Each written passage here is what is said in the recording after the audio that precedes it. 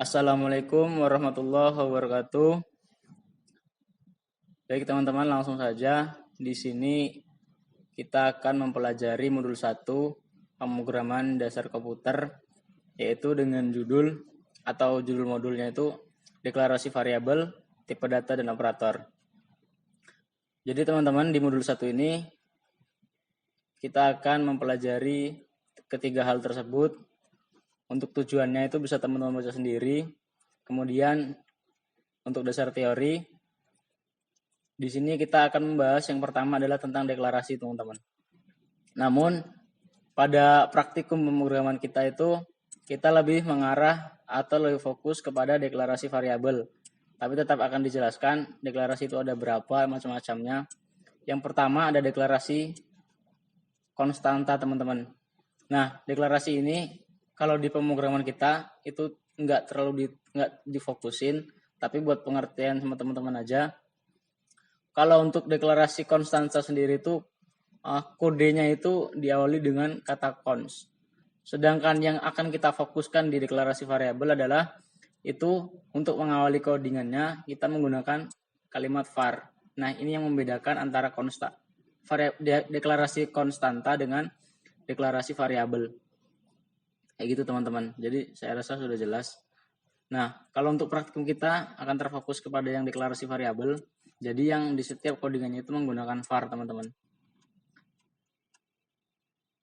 Ini hanya untuk contoh, bisa teman-teman pahami. Mungkin kalau teman-teman kurang paham, kalau ada seperti ini, itu artinya ini variabelnya. Ketika ada variabel k, itu berbentuk chart. Nanti akan dijelaskan di bawah, ada yang mengenai chartnya. Kemudian untuk praktek nil 2, nil 1 itu menggunakan real, itu juga nanti akan dibahas di tipe data. Kemudian di sini ada if k13, ini fungsinya untuk klik enter, teman-teman. Dan ini nanti juga bakal dibahas di bawah. Jadi kalau untuk deklarasi variabel kurang lebih seperti itu. Nanti bisa teman-teman baca sendiri pengertiannya. Yang pasti kalau deklarasi variabel itu ketika kita mulai mengoding, itu di bawah prosedur dia pasti menggunakan var. Nah, ini artinya variabel, teman-teman. Sedangkan yang ini adalah const atau konstanta, kayak gitu. Kemudian yang kedua, tipe data, teman-teman. Sesuai yang di judul, teman-teman. Deklarasi variabel sudah, kita ke tipe data. Untuk tipe data sendiri itu ada banyak, teman-teman. Mungkin kalau pengertian bisa teman-teman baca sendiri. Saya akan menjelaskan macam-macamnya saja, teman-teman. Yang pertama ada tipe data numerik atau integer. Nah, kalau untuk integer ini gampangannya, teman-teman, tipe data ini berupa bilangan bulat, teman-teman, bilangan bulat desimal, kayak gitu. Jadi nggak bisa mengenal huruf, terus dan lain-lain gitu. Kalau untuk numerik integer atau integer itu dia cuma mengenal bilangan bulat yang bersifatnya bilangan desimal. Kemudian, nah kurang lebih contoh bentuk umumnya kayak gini, teman-teman. Nanti kita bakal bahas lebih dalam. Kemudian untuk tipe data real, ini bedanya sama yang di integer. Kalau yang di real ini, dia itu selain mengenal bilangan bulat yang dimiliki oleh integer, dia juga bisa mengenal bilangan yang pecahan. Kayak misal di sini contohnya adalah 3,14, teman-teman. Ini adalah semacam bilangan pecahan. Kemudian yang ketiga, tipe data string. Nah, tipe data string ini dia itu yang digunakan untuk kayak misal ada huruf, teman-teman, berupa huruf. Kalau yang tadi kan bedanya dengan yang integer, integernya dia itu nggak mengenal huruf, dia hanya mengenal bilangan bulat yang bilangannya desimal. Nah, kalau yang string ini kebalikannya, dia mengenal huruf tapi tidak bisa mengenal yang bilangan bulat, bilangan desimal, kayak gitu. Jadi masing-masing tipe data ini mempunyai peran masing-masing ketika masuk di bagian pengkodingan, kayak gitu, teman-teman. Kemudian yang ke D itu ada tipe data chart. Nah, tipe data chart ini sebenarnya hampir mirip sama yang string, teman-teman. Cuman bedanya yang di chart ini lebih diminimalisasi. Jadi tipe data chart ini hanya mengenal satu karakter. Contoh satu karakter kayak gini, teman-teman. Kalau yang string kan bisa banyak. Kalau yang chart ini cuma mengenal satu.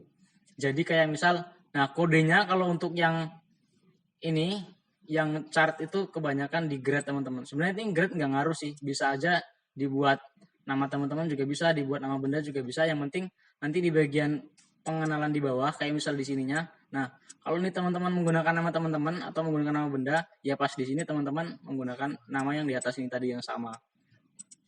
Nah, tapi bedanya yang chart ini hanya mengenal satu karakter. Kalau yang ini bisa banyak teman-teman, kalau yang string. Misal di sini nama dikenalkan dia sebagai bilangan yang string. Nah, ketika di begin nama lagi, misal di sini Anton. Nanti di bawah lagi misal nama 2 bisa si siapa, misal si Bambang kayak gitu. Nama 3 dan lain-lain seterusnya kayak gitu. Kalau yang di grade atau yang di chart maksudnya itu cuma bisa mengenal satu karakter, yaitu cuma Anton saja. Kurang lebih seperti itu teman-teman. Kemudian untuk yang perubahan tipe data, sesuai dengan namanya perubahan tipe data teman-teman ya. Secara garis besar perubahan tipe data itu kayak misal ya dari kata perubahan kita ambil perubahan, artinya kan ada ini ya perubahan lah. Terus yang dirubah itu tipe datanya. Jadi dari yang kita pahamin tadi kayak char, string, integer itu bakal dirubah kayak gitu teman-teman. Nah, langsung saja ke bagian ininya teman-teman. Perubahan tipe data yang dikenal pada Borland Delphi. Itu yang pertama ada str to int. Ini yang artinya itu string to integer atau mengubah dari tipe data str ini string, to-nya itu ke int-nya integer. Jadi mengubah tipe data string ke integer. Sesuai yang di sini teman-teman kalau teman-teman bingung. Jadi fungsinya misal tipe data yang awal itu berupa string teman-teman. Kalau string kan dia hanya mengenal huruf. Nah, sementara teman-teman pengen di itu dia juga mengenal yang bilangan bulat berupa bilangan desimal misalkan. Jadi teman-teman menggunakannya string to integer. Kemudian yang kedua juga sama, ini hanya kebalikan. Misal teman-teman mau pengen ngubah yang dari integer ke string. Nah, teman-teman menggunakan int to str ketika di pengkodingan. Nanti bakal kita bahas lebih lanjut di pas pengkodingan. Ini mungkin hanya pengenalan. Kemudian yang ketiga teman-teman. Nah, ini yang perlu teman-teman sedikit agak ingat atau teman-teman perhatikan. Di sini ketika str to float, tadi kan float di atas nggak ada teman-teman. Mana ya float ya? Seperti itu. Nah, kalau float ini dia tuh sama halnya kayak yang bagian real teman-teman. Nah, yang ini teman-teman. Ini kalau ini namanya float pas di perubahan tipe data. Jadi nggak ada str to real gitu, nggak ada teman-teman. Kata-kata real diganti sama float. Kalau yang keempat sama, float to str merubah bilangan yang real ke yang string. Kalau ini string, nah teman-teman yang kelima ini juga perlu teman-teman pelajarin, perlu teman-teman ingat. Ketika di sini str to chur perubahannya berarti dari string berubah ke chur atau kurensi teman-teman. Nah di sini ada kur atau kurensi. Jadi kurensi ini karena tadi di atas tidak ada yang namanya kurensi, makanya perlu penjelasan lebih lanjut. Jadi kalau yang kelima ini str to kurensi berubah dari bilangan string yang bilangan menggunakan huruf teman-teman dirubah ke bilangan angka tapi lebih spesifik kayak misal jumlah mata uang teman-teman atau iya bilangan mata uang. Kayak misal teman-teman pasti pernah lihat di uang misal uang berapa ya 20.000 itu kan ada str itu sebagai tulisannya hurufnya kayak 20.000 rupiah. Nah, ketika teman-teman pengen ubah ke dalam mata uang angkanya itu menggunakan cur. Walaupun di sini integer juga bisa angka, tapi lebih dominan kalau untuk mata uang itu menggunakan kurensi teman-teman, kayak gitu. Kemudian yang keenam juga sama, dari kurensi ke string berarti dari misal angka 20.0000 kalau di string kan 20.000 kayak gitu teman-teman. 20.000 nggih.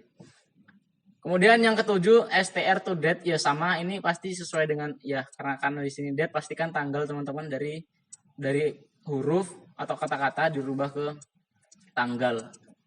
Kemudian date to str kebalikannya. Di sini str to time misal huruf dirubah ke waktu jam gitu teman-teman. Di sini kebalikannya kayak gitu. Kurang lebih untuk perubahan tipe data kayak gitu. Kemudian yang ke-11 ada boolean to str atau bool to str.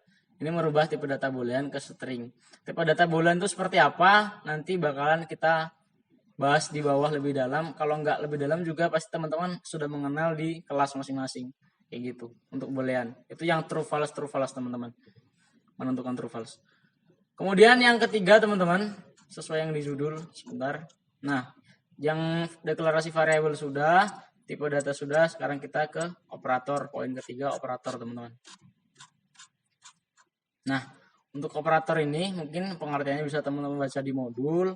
Di sini saya hanya akan menjelaskan yang menurut kami dianggap penting dan perlu disampaikan. Kalau untuk operator sendiri ada beberapa poin teman-teman.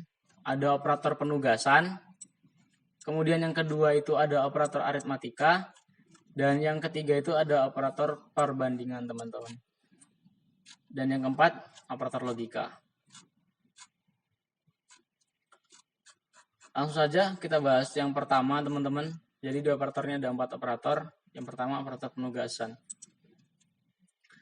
Kayak contoh operator penugasan itu di sini disimbolkan itu kayak menggunakan apa ya? Tandanya itu teman-teman harus benar. Jadi tanda titik 2 itu diikuti sama yang teman-teman tulis secara berdempetan tanpa spasi, kayak gitu teman-teman.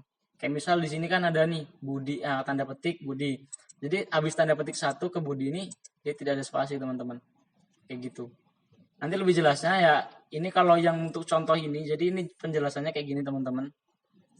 Untuk nama di sini Budi, bilangannya 0, 500, nanti subtotal itu untuk menjumlahkan banyak dikalikan harga. Jadi di sini kalau kita menggunakan kali, menggunakan bintang teman-teman. Penugasan nanti mungkin lebih lanjutnya bakal kita bahas di bawah, kita rangkum semuanya. Kurang lebih kalau penugasan seperti itu, bisa teman-teman baca sendiri di sini. Kemudian kalau aritmatika, ya sesuai sama namanya, aritmatika pasti tidak jauh-jauh sama yang namanya kabataku teman-teman. Kali bagi tambah kurang. Nah, di sini penjelasannya, tipe yang diproses, nanti ada tipe hasil, nanti kita bahas lebih dalamnya di bagian pengkodingannya. Ini hanya pengantar saja teman-teman. Nah, kurang lebih kayak gini contoh, misal A titik 2 sama dengan min 2 dikali 3, berarti kan min 2 dikali 3 hasilnya sama dengan min 6 teman-teman. Kayak gitu, kurang lebih kalau aritmatika lebih ke penjumlahan kabataku lah kayak gitu teman-teman. Kemudian yang ketiga atau kayak yang C, operator perbandingan atau relasi. Ini kayak misal untuk membandingkan dia itu apakah lebih dari atau lebih dari sama dengan, atau kurang dari sama dengan, atau sama dengan teman-teman. Atau malah tidak sama dengan. Kayak gitu, lebih menjelaskan perbandingan kayak gitu. Nanti juga bakal kita lebih dalamnya di pas pengkodingan teman-teman.